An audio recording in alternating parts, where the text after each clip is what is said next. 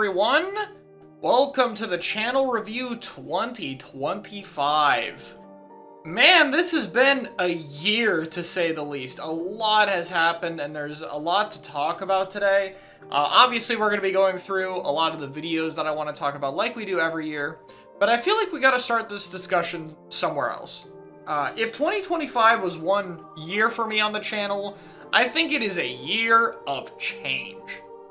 And I really mean that. Like, a lot has changed with this channel. We had our first ever real break. We had the real end of Splatoon's active content cycle and, having to manage that. Obviously, it happened a little bit last year, but this year was like our first full year of not having an active content cycle. All we had was the Raiders stealth announcement and random third kits that were dropped in the middle of the year, and that's it. Right? And we retired from competitive play at the end of the year. About a month before this video went up is when that decision was made. And yeah, I mean, that's just a lot that's changed over time, to be honest. That's a lot of different stuff going on. And I kind of want to talk about that first, I guess. So, first off, it's been a bit since retirement got announced. Not that long since the video's been out itself, really. But I mean, my thoughts on it so far? I don't know. It's kind of complicated. I've definitely felt like it was the right decision. It's been kind of nice not having to do as many scrims, but man, has it been different. Like, I didn't scrim every day, but I scrimmed almost every day for so long that it definitely feels odd that it's not there. There's a certain amount of my time that I try to dedicate to, like, pursuing something where I can kind of measure progress without it being like super work related, and that has definitely been a big hole in my life. Streaming has been a bit harder too. I mean, it's been a lot harder to really find streams that I like. The coaching stuff has been helping a little bit, but I know I can't do just that. I'm hoping I'll find a better solution by the time this video goes up, but it's presented its own fair share of challenges. And there's also just generally been more time I've kind of just been chilling without having much to do, which, might be one of the better problems to have, but it is certainly something where I'll have some days where I really wish I was more productive. But, I mean, that is just the shift that happens when it's been so long, So I guess that's, just kind of how it is. But for the most part, though, I would say it's positive. Of course, hanging around with Moonlight has always been good, so I'm glad to still have that with coaching. I still occasionally do scrims. I'll usually just play whatever weapon I feel like using when I do. I've thought about playing more Explo, but, I mean, really, it just doesn't matter, and that's kind of fun. I can just play whatever I want. I don't really gotta worry about it. And the lack of stress about worrying about how I'm doing has been really nice. That's really all I gotta say about comp. I think it's been a mostly good change. Let's talk about YouTube content. YouTube content was rough this year, and I mean really rough. And I went into it knowing that it would get worse over time, and that it would be more difficult, but I always thought it would be manageable, I always thought I'd be able to handle it, and wow! It ended up being so much worse than I thought. It's hard to stay motivated with the lack of video ideas, and I think the main thing that's very unfortunate is oftentimes the type of videos I like to make these retrospective history videos with things like the Meta History series don't always align with the YouTube algorithm, and as it's gotten later and later into the year, it's been harder and harder to have videos do well. Gameplay videos have tanked off a cliff, and even some of the discussion ones that I do have been really struggling. That's also obviously scary because of finances, and I don't want to talk finances too much here, but let's just say, I obviously try and pay out as much as I can. However, there have been quite a few months this year where I've made very little or even lost an amount of money on the channel. A lot of the second channel or streaming has ended up doing some of the financial lifting, which for the most part has always been something that I've been okay with. I don't do this for money or anything, but I'm definitely also at a point where I can't exactly be bleeding money on the channel either, and around when I took my hiatus was about where that point happened, where I'm like, hey, if I don't drop the amount of uploads that I'm doing, one, it's going to be bad for time because everyone is just not doing videos as much as they used to due to, you know, moving forward with their lives or just wanting to, you know, have a better schedule, which is something I've always encouraged, and I'm glad it's at that point. So it's like both those factors together are like, hey, we're barely able to get videos to keep up, and the videos are not doing as well to really try and make that back. It's not really a surprise that this is the year I've been experimenting with doing more with channel memberships, despite the fact that I've really been adverse to that kind of thing. I've been adverse to the kind of paid extra content, and I've really tried to compromise that best I can. But yeah, I'm really hitting the point where any extra amount I can make through things like memberships really matters. As of right now, it's still early into December by the time I'm recording this video, and it'll probably be out and around the middle of it, I'd imagine, depending on what the second channel schedule looks like. But I mean, at some point, I'm really going to have to do an evaluation of how the channel's performing in December, our first month back after a while, and really seeing what's affordable and what isn't. I could see the channel slowing down further to just an upload every single week and almost entirely dropping gameplay content, and I think that might be what's healthier for the channel. I've been thinking a lot about the idea of having it function more in cycles, where the channel is more active during periods of news where there's more things to script and things will do better and there's more attention on it, and, you know, doing less to avoid burnout and keep things consistent and, you know, keep the channel affordable. Because the other, you know, obvious answer is I could just lower the quality of videos and lower the amount of workload that has to go into them. But I think it's the answer that all of us at the YouTube team really tend to dislike the most. Obviously, everyone wants to go as hard as possible for whatever video we do. That goes for both the editors and for me as the person producing them.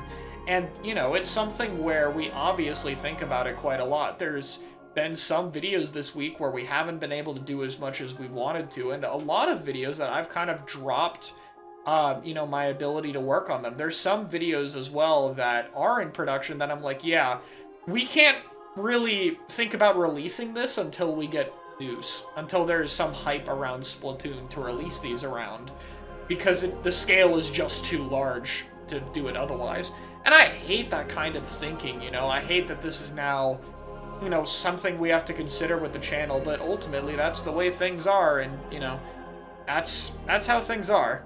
So, I'm not sure. Life is in a bit of an interesting spot when it comes to content creation. There's also some things I want to briefly touch on, which is YouTube itself feels harsher lately. I don't know if it's just a me thing. It's impossible to tell, really. Maybe it is just me not making content that the audience wants to watch. Maybe there are things I could be doing better, I'm sure. But I feel like even with the spot Splatoon content it is in, that, man, it is especially rough doing YouTube right now. That's just kind of been how I'm feeling. And it sucks, really, because I've enjoyed scripting videos. I still enjoy talking about a lot of the things that I, you know, want to go over. But it's also very clear that, like, times have absolutely changed when it comes to YouTube and Splatoon content. And I know it'll ebb and flow. I'd imagine Raiders will be something we get in at least 2026. I'm not sure, like, how much Raiders will help the content cycle. I'm not sure how much content could be made around Raiders, given it's a spin-off and, you know, it's going to be something different. But I'm hoping it'll at least help a little bit next year with keeping things alive until we eventually get a Splatoon 4. But we'll have to see. Overall, though, I mean, the channel's ultimately become something where I've had to take a lot more of a business approach to it. I feel like in a lot of the years I've spent with the channel, I haven't been too worried about things like finances, and I've been very lucky for that. And, you know, we've really just tried to do the best stuff that we absolutely can, and of course we're still trying to do everything that we can, but yeah, I mean, making videos isn't free. It takes a lot of time, it takes a lot of money, and, you know, while all of us want to output the best stuff we possibly can, reality might catch up a little bit. So, you know, we'll see what happens. I'd say don't be surprised if uploads suddenly drop to 1 a week in 2026. Could happen. We'll see, though. Besides that is ongoing series that I want to talk about real quick because it's not in the video. And I'm going to talk about this only briefly because the series isn't really done. And that is the Splatoon 2 meta history. We'll talk about the Splatoon 3 meta history later, but Splatoon 2 meta history is... my assumption it'll be about halfway done, around episode 7 or 8 at this time, and there's a total of 16 episodes planned for this series. And Yeah, they haven't been performing super well. I've definitely wondered if it's the right call or not, but at the end of the day, I was really passionate making it. I still want to see this higher quality put together, and I am planning on merging all of the videos together into one big episode I can hopefully drop at a good time at some point, so I think it'll be worth it later down the line, but the meta history for Splatoon 2 is a very interesting story with a lot of changes. That's why it's 16 episodes long, because things just constantly happen. And, you know, I appreciate everyone who checks it out. I'll try to mix in Splatoon 3 and Splatoon 4 videos, but, you know, I don't want to force production on something that I don't think is gonna look good at the end of the day. But we'll see what we can do, and, you know, hopefully I figure things out in 2026. We'll have to see. But yeah, I mean, if there's an overall theme for this year, it's absolutely things have changed. Alright, so the videos themselves. I have quite a few things I want to talk about here, but it'll definitely be shorter than last year, to say the least. This is the first one, 10 new effects for subs and special weapons. So this was a rebalancing video that I wanted to do, but it was unique in the sense that I wanted these to be newer effects or ideas for them by comparison, so that wanted to be like kind of new mechanics, so things like rolling off a reef slider instead of like damage increase from 70 to 75. Basically the idea was that I had to get creative, and I also got to include a lot of community submissions. It's definitely one of those videos that I can only do once, and some concepts I'm really happy with. Like screen messing with the UI is really cool. I like the sprinkler, you know, trap destruction thing. I like the ideas around a lot of these, drop rolling off a reef slider. They were overall just very fun to make. This was a very simple concept, to be honest, not much that was complicated here, and it was just a fun video to do. I love talking about balancing. I haven't tried to do it as much because realistically the game balance has changed so little in Splatoon 3 that it's kind of hard to actually talk about it very much without just repeating myself over and over, but this was pretty cool. This was the unstoppable top 1000 win streak. This was this one tower control rotation I did where I had like a 16, 17 game win streak, I think. Just a ridiculous amount of wins in a row. And I do kind of like want to say that I think my, my gameplay videos, in my opinion, tend to do better when they're like, when they're their own video, you know, when they're one session that I kind of highlight rather than a bunch of different highlights stitched together generally. And I really enjoy these kind of ones when they pop up. I'm not a huge streamer, so unfortunately there's not a lot of these that happen. But, you know, stuff like the Barnacle and Dimes happening over again, or this stream, or the audio stream, are all stuff that I remember pretty damn well, honestly. This was one of the few ones to revolve purely around my gameplay doing well. And, I mean, yeah, having a good day and getting a bunch of wins back-to-back, it feels pretty good. This would be Dreadringer's perfect third kit. This was basically a remake of a second channel video, because on the second channel, I also talked about Dreadringer's perfect third kit, but I did it in context of the second kit before Dread D came out. And this was one of those video ideas where I was like, is this really gonna do well enough to warrant being its own main channel video? And the answer was, probably not, but whatever, we made it anyway, you know. We did it in the first place, and you know what? I was happy with it. Is it a type of video I could do nowadays? Definitely no, but like, I really liked being able to just talk about Dreadringer kit ideas. I like this weapon. I like talking about kits. And I got to ramble for like 13 minutes. So it was fun. It was worth it. And Blitz did a really good job with the editing on this video. I really love the flow of it all. I just can't understate how nice it looks. It's very important to understand. The Reef Slider Guide. So this was not intended to be this long. This is another video where, yeah, definitely couldn't do it this year, but oh my god. I started making this and I was like, okay, we'll do like a quick 8-minute guide on how to use Reef Slider, just to get the basics out of the way, because there's a lot more to this special than I really realized until I started playing it, and it turned into, dude, this is the shortest it could go. Luckily, I did have some of the footage recorded. It wasn't that complicated, but still, this was definitely another high cost, and again, didn't really turn out too well views-wise. That's going to be kind of a pattern with videos this year. But it's another one where I was just pretty happy with it. It's kind of funny because I don't know if I'll ever do a full-on Dreadringer guide, but Reef Slider's gotten some good treatment at the end of all this, to say the absolute least. It got quite a lot of coverage here. I did everything but the desyncs, and yeah, I'm glad I didn't cover the desyncs.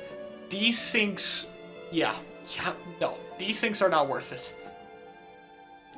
Ranking every song in Splatoon 3. This was another remake of a video I did before, and this one is probably the video this year that performed the most bad compared to where I expected it to perform, if that makes sense. You know, I expected this video to do really well. It's a long-form video, and it's a concept that got like 200,000 something views the first time I did it was Splatoon 1 and 2.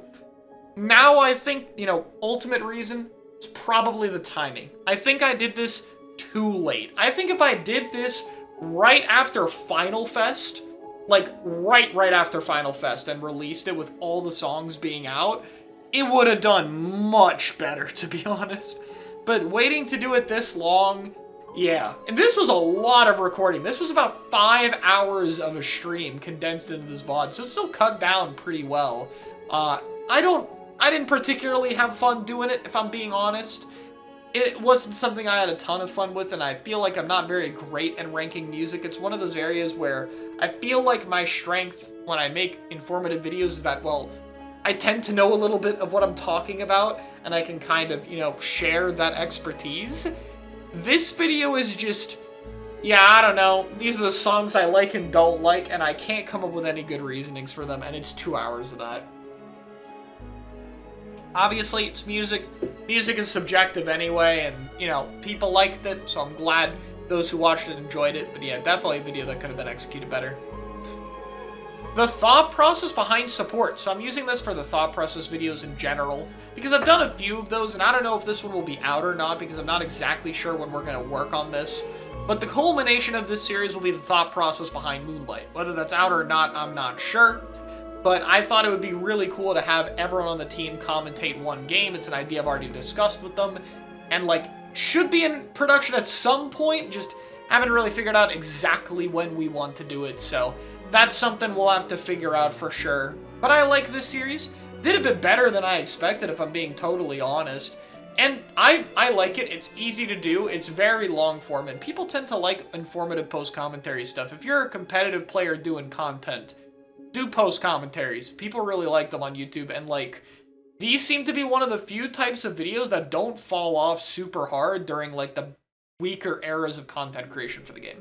Next up is a big one, and I'm going to talk about all of them at once. The complete meta history of Splatoon 3 up to 3rd kits. Obviously, this is the giant asterisk. This series isn't actually done because the balancing for Splatoon 3 isn't done.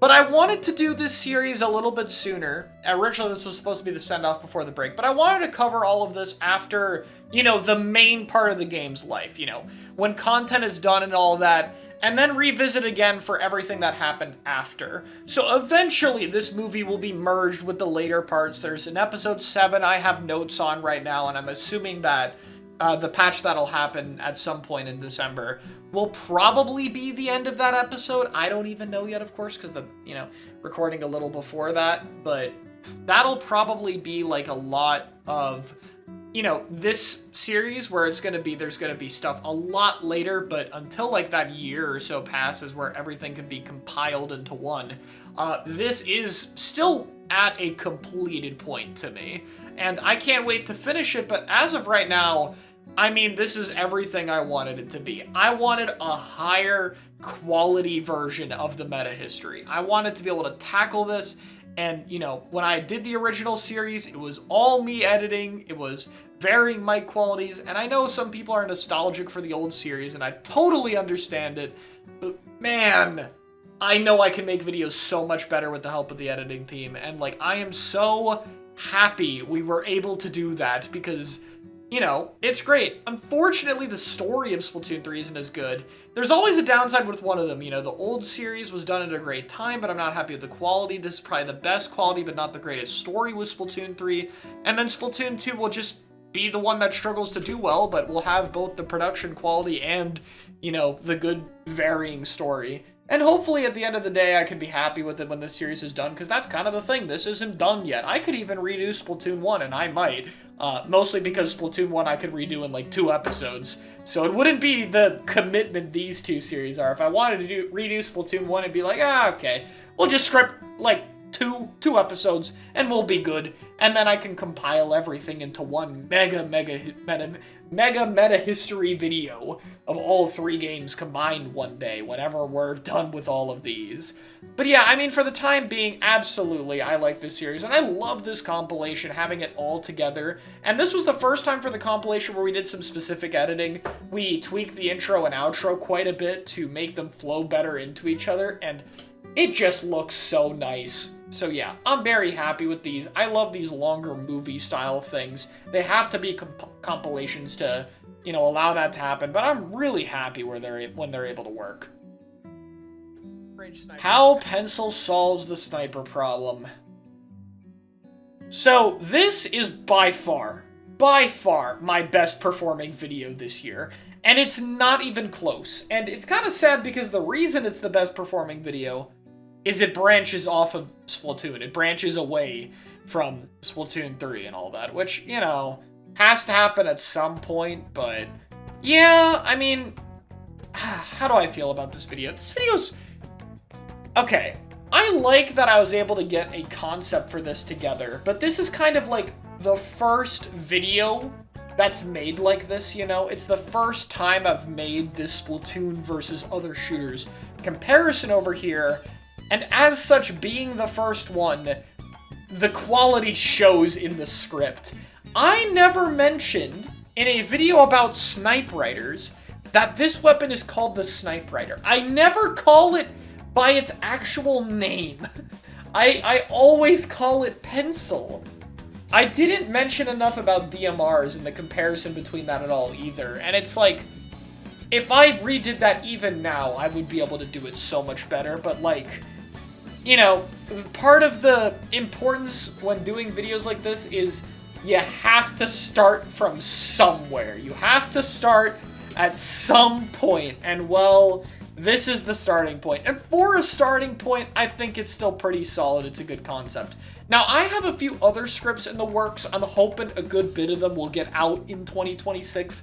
They are in my video notes to tackle, and I am trying to make sure I, you know, actually do that more frequently. I'll write it down in my notes right now. Do more script work each day on the shooter versus Splatoon videos. You know, we'll do some live note-taking. Try to keep it consistent.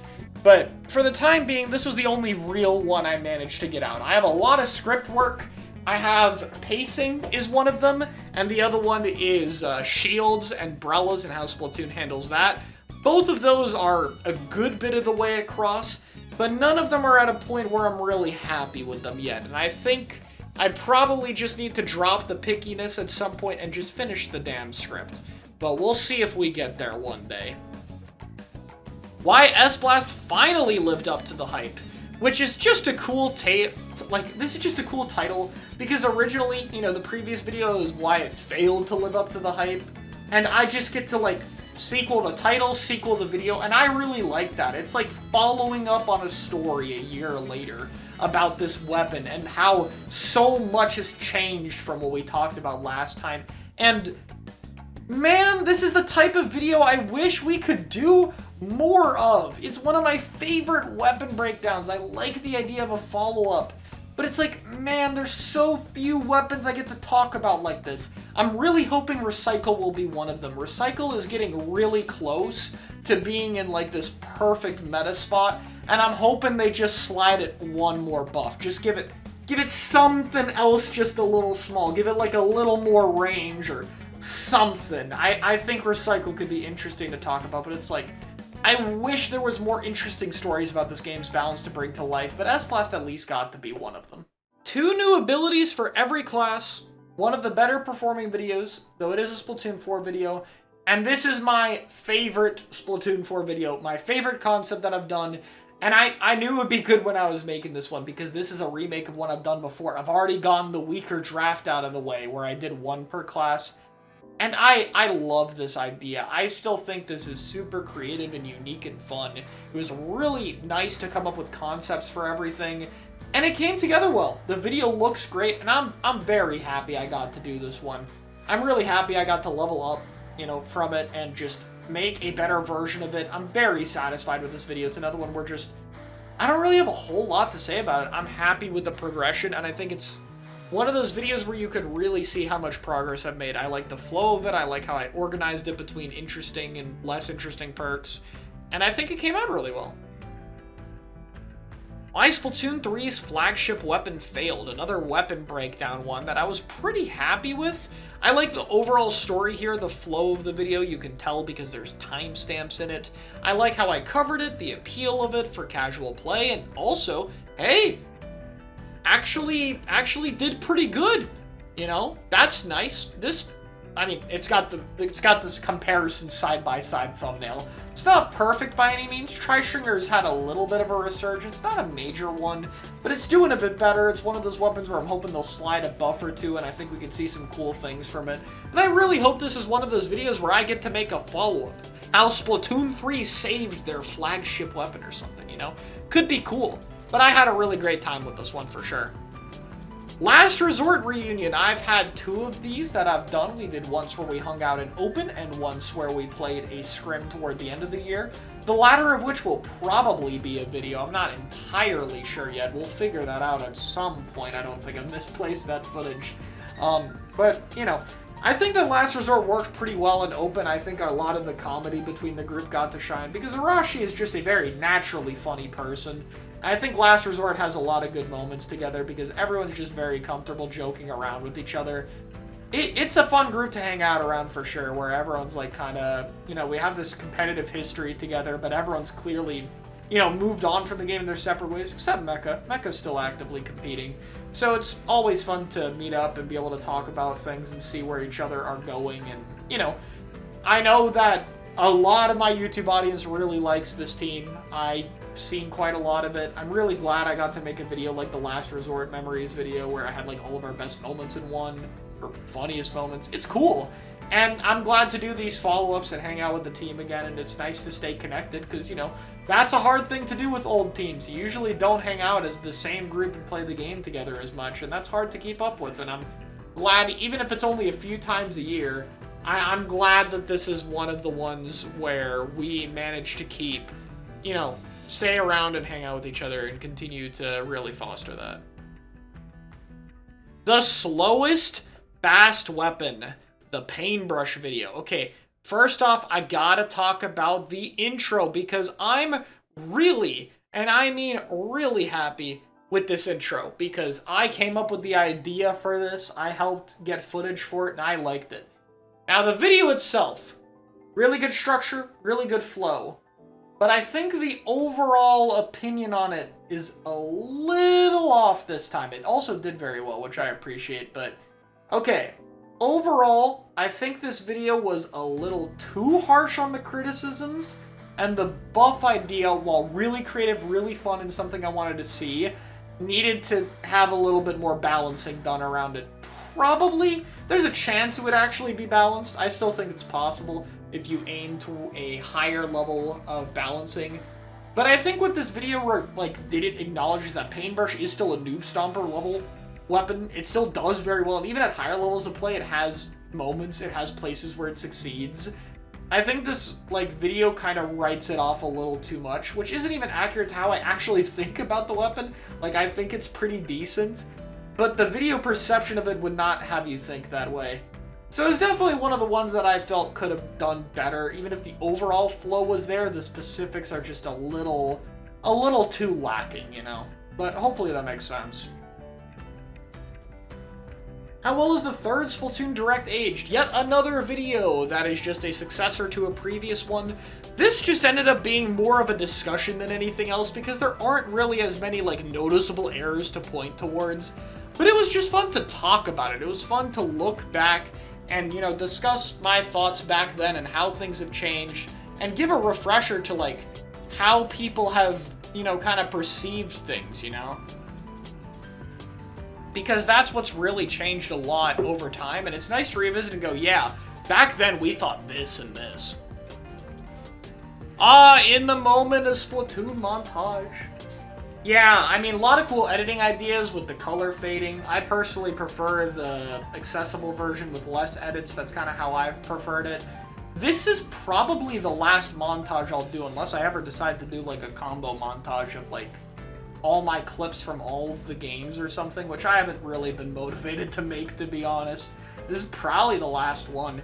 I do the montage layouts myself, like what clips go where and everything, getting the transitions together. So it's one where I'm more focused on the editing, which is very cool.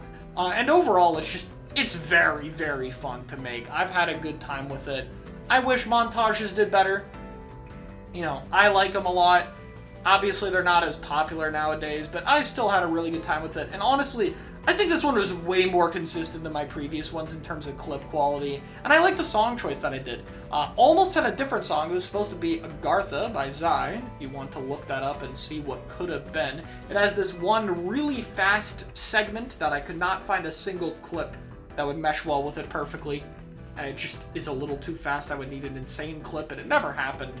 And I also just ended up liking the song and the more mellow pacing of this a little bit better. So, yeah, that's kind of my thoughts on that. Analysis of all third kits and patch changes. So, I have to shout out this video's production real quick. Look how many people edited this video. This video was probably the hardest one to produce on time that we have had. My God, was it rough. Because half of these kits were revealed at like 2 a.m., the other half at night, and like we didn't know about the patch, and then we had to squeeze in a patch at the very end because it was small enough to fit in. The video release super late, like all of that was just a lot to consider. But it was really cool to make, and I'm glad I get to have this contrast between talking about it before they come out and then being able to do these two ranking videos after. I obviously got a lot of content out of the third kits, and I'm very happy for that. You know, it was obviously helpful, but also I think that it was really just fun to, you know, go through it like this. I had a good time with it, and yeah, I liked how these videos came out. They did really well, had a lot of people working together. Nice auto subtitles, by the way. Comet's octopus, like, that's just a little bit insane, I think, you know? But, yeah. Anyway, Splatoon 3's audio is broken everywhere. I don't have a lot to say about this, other than this was just really fun. This was just a random bug that happened. And I want you guys to know that this happened when coaching constantly. The audio would break and glitch. It was terrible as a coach. But this was just such a fun session. I got to explore a lot of different parts of the game. I think it was edited very well, and I had fun with it. Splatoon's balance paradox, probably my favorite analysis video that I've done. Just, this aged very, very well. I think it's going to continue to age well. I'm really happy with how I made it, honestly. I think it was just done in a good way. I really like the pacing, and it was genuinely tricky to figure out the order of this kind of thing because, you know, this is a video that's, like, kind of about a time loop. So, like, how do you decide the order in which to cover things? I think I did a good job with it. I had some ideas like having the weapon icons match closer to Splatoon ones, and it came out really well. I think out of all the balance analysis videos I've done, this will probably be the best one I will ever do. I don't know if I'm ever going to top this, because I just feel this is one of my most accurate analysis. I feel like it's interesting, and, you know, I like the idea of contrasting my thoughts and what we've seen in the actual balance patches, so I had a good time with it. We're almost done already. The SWS coverage and Japan versus the West. This was a topic that was originally going to be a much larger video. This was going to be on the scale of the Stages video at some point, talking about Japan versus the West and a bit of the history behind it.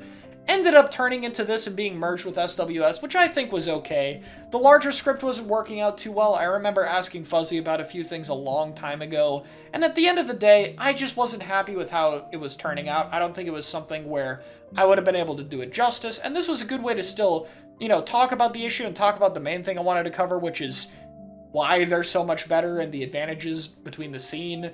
And I also got to talk about a tournament. I think this was like the only tournament this year I ended up talking about in a video in good detail. Like, I mentioned lands a little bit, I had the Riptide breakdown, but that was more about lands as a whole and the ones I've done.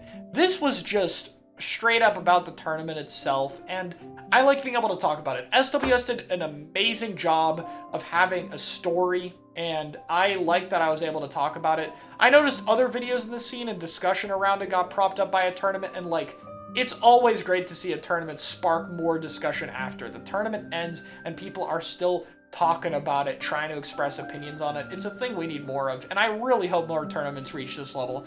Absolutely the best event of 2024. Not even close. I mean, maybe LANs are better, but that's different, man. LAN and online tournaments are a whole different ballgame.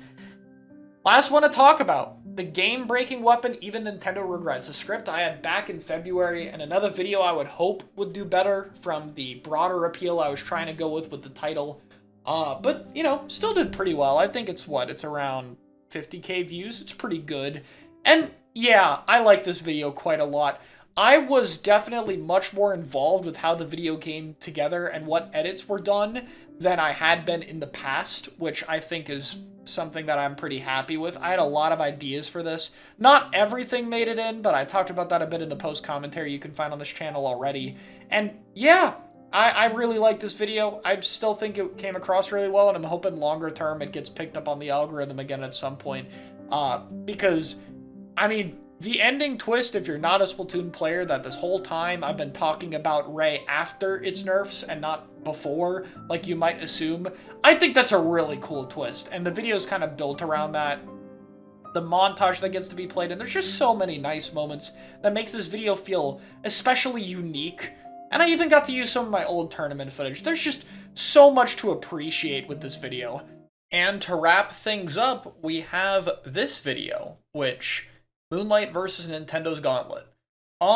Probably the most ambitious video I've ever made. I go back and forth on if this or the Stages video is more ambitious. The Stages video is definitely an interesting discussion. This one's longer, and it's a very, like, different style of tournament breakdown than I've normally done. And this video also was made in 6 days, which I edited, like, I think 40 minutes of this video total, which is... yeah, it's a little insane, but, I mean, this video was made because Moonlight got a really good run. I wanted to celebrate it, and I saw a dude reacting, going like, oh, the content will go crazy, so I was like, okay, I'll go all out. If we ever get another run, I don't know if I'll cover every single round.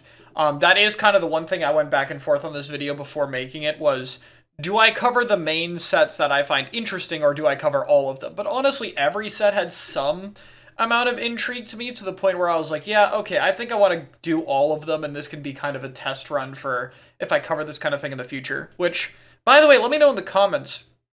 I've thought about covering other Moonlight tournament runs and getting those stories out there, kind of in smaller portions. I have a few candidates in mind, and I do have footage from them, so if this was something you guys want, you want to see like a, you know, 10 to 20 minute smaller versions of this video, let me know. Obviously, I won't have as many point of views and everything to switch between, but the idea of like being able to tell some of the stories that we've had throughout these past 2 years, there's some good stuff that hasn't really gotten much coverage. So I'd like to do that. So what do I even talk about with this video? There is a lot here. So first off, the overall format. I knew I wanted to do a basic intro where I'd use a lot of clips of other people. I have our Nintendo interview, I have Jared's breakdown of us, I have PXG's comment about Gray cutting his hair, I have the Popcast, like all of those had to be in. And I knew this would be a longer intro, but I was okay with that. Then the teams would have a setup phase. So in this case, it's usually, you know, introducing who the teams are, with the exception of FT1, who I didn't really do an introduction with because, I mean, people just know. That one doesn't really require an introduction.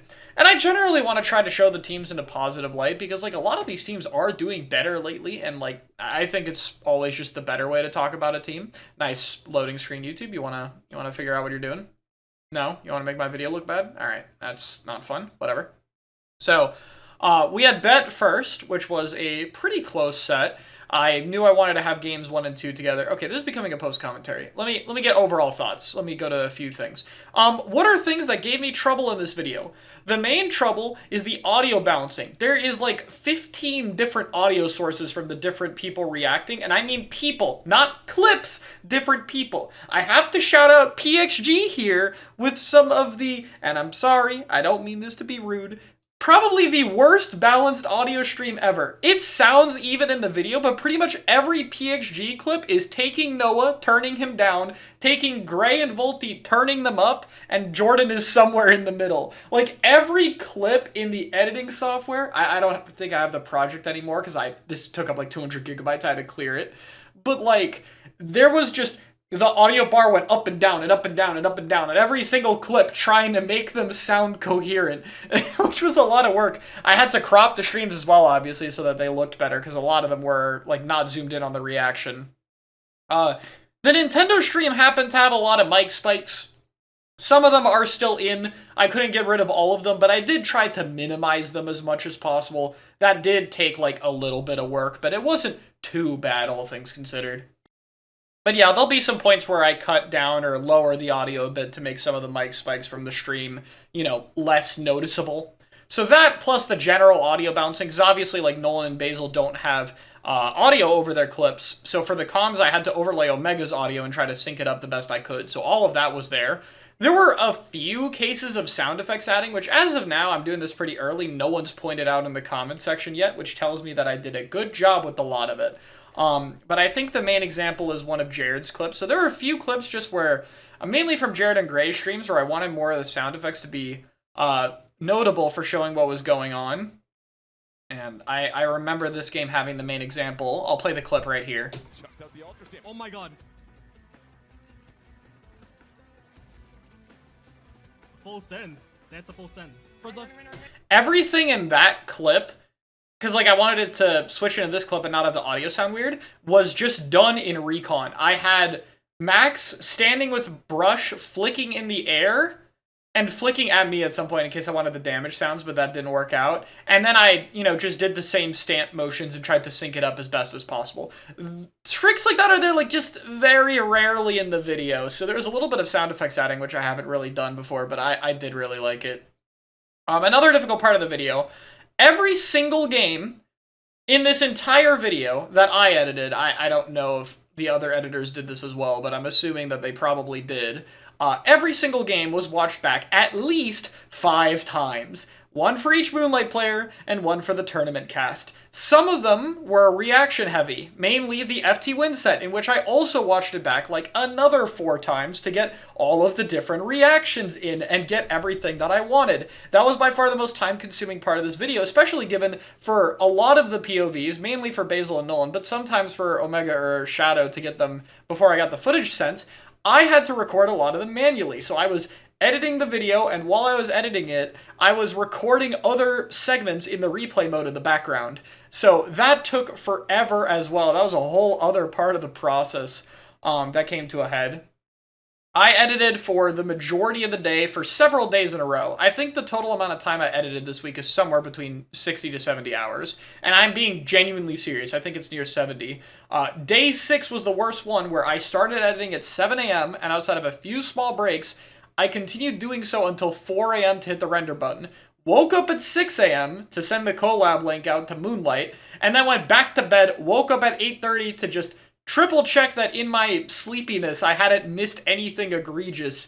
And there's a few small errors in this video. Milky Way 1 has the credits on the wrong side. They're on the left side instead of the right side like they are throughout the rest of this video, and I just figured it wasn't worth a re-render at like 3 a.m. to fix that issue.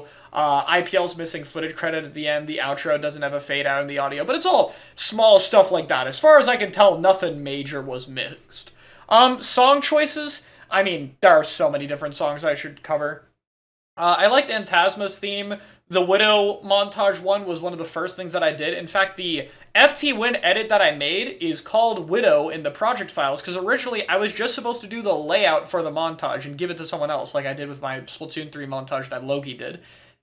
And now I've edited 40 minutes of the video, which is not the original plan, but I just had the motivation. I made FT Win first, and I saw a few ideas for how I wanted to cover the games after seeing some of the reactions the day prior, and I'm like, I have to see if I can do this. And then once I did FT1, I'm like, well, we're a little understaffed for this anyway. Why not just do as much as I can? I think I could do Fofofo as well. And then I took Bet 1 through 3, and then I took Duck Motif 4, and then I took Milky Way 1, 3, and 4, and a few of the merging segments, and here we are. Cool replay transition thing is in my notes. So I did this a few times where these clips have a lot more transitions than what's going on. So this starts with me spectating Nolan. It switches to a different recording here of me holding the camera controls to switch POVs at the right timing, and then it switches off the camera controls to Omega's point of view, and then it switches off of Omega's point of view onto the cast right here, and all of them are like maybe a frame off at most, if not perfectly synced up, which was a pain to do. I did like 5 of those transitions throughout the video. If you've seen the Basil Blue Sky post where I said I'm gonna make a sick transition, that's the context for it. That's what that post was from. I was making the first one of these, which I think was a game prior. I'm not entirely sure. Or maybe it was this one. No. This one was the first one, because I realized that these clips happened so close to each other that the fade wouldn't really work as well. And I was like, dude, I want to do this. So we did that. Another thing that happened, I didn't notice this until editing. Like, nobody noticed it. I noticed this when going through Shadow's POV, the second to last POV of this game. I saw him at 50 seconds jump past this, and I'm like, no, we did not do this, right, guys? We did. So, there's that.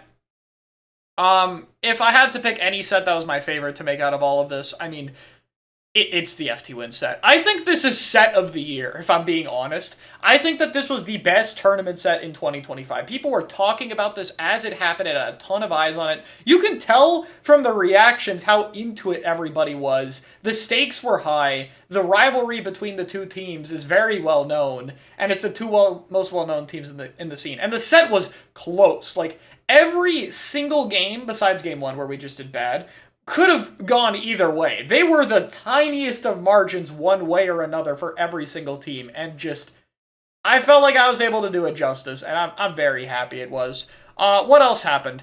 There is a Chaos King remix in this, and yeah, I mean, people are going to ask at some point, so I might as well get it out of the way. Is this because of copyright? Yeah, it's because of copyright. I do really like the remix, though. It is cool. I unfortunately do have to report that yeah, we got striked immediately. I thought it was because the segment was on its own, so I uploaded it alongside like 30 minutes of other clips, and it also got copyright striked in like 5 minutes. All the other songs were fine, thankfully. Maybe that'll change past this recording. Hopefully not. But yeah, that was there. I also debated making an uncensored version of this video because I thought the censors would be very frequent, but it turns out they weren't actually that frequent, which is kind of surprising, given it's a tournament run. So I ended up not doing different versions for any of those. But yeah, I mean, what a video this was. I'm really happy with how it came out, and, you know, I felt like this was a good celebration of everything that happened with Moonlight, and being able to, you know, cement this run and have a way to look back on it, help promote all of their channels. I'm really happy with it, obviously. It was a huge undertaking. I don't ever want to do this much editing in a week ever again. Like, this was more than the amount I edited back when I used to do all of my own content. This week was so much. And, you know, I'm very happy with the end result, but I will definitely never be doing this much this fast ever again. Like, nothing, I don't think anything could happen that would make me rush out a video more than like I did with this one. Oh yeah, final thing I have to say, the thumbnail art and the art we got at the end of the video was just absolutely sick. There's actually an art piece that I forgot to showcase in here as well, and I'll show that off in a second. Let me get the art here. We had these 3 pieces, and there was actually a 4th one we got that I meant to put in the video, but just because of the time crunch, I ended up forgetting. So hey, I'm gonna do it here. It is this one right here. I really like this art piece. I think it looks very cute. So yeah, I wanted to also shout that out. Really should have been in the video. My apologies. Just, we worked late and I just didn't realize it wasn't there in my like 4 a.m. almost asleep, you know, grind on the edit. So yeah, another really cool art piece. Thank you so much. This kind of thing is still really, really cool. But anyway, that's it for this video. I mean, there's probably a ton more I could say that just doesn't have the full time for this. A whole ton of things that went into it, but yeah, goes without saying, this is the video I'm most proud of. I really hope more people watch it than have seen it so far. I really want this to be one that I hope gets out there a little bit more, but even if it doesn't, I'm very happy with the end result. So, yeah, awesome video. Thanks so much, Moonlight. I appreciate it. And yeah, that's 2025. Not as many videos that I'm super happy with as before. Definitely a rougher year for the channel, but still a lot of good videos and series to look back on. Oh yeah, and the commentator clips being able to be mixed in more was also really cool. Just, in general, it was a good time. And yeah, that's my thoughts and my channel review for 2025. It was a year that I had a lot of fun with. We'll see how the future holds, and I'll see you all next time. Thanks for watching.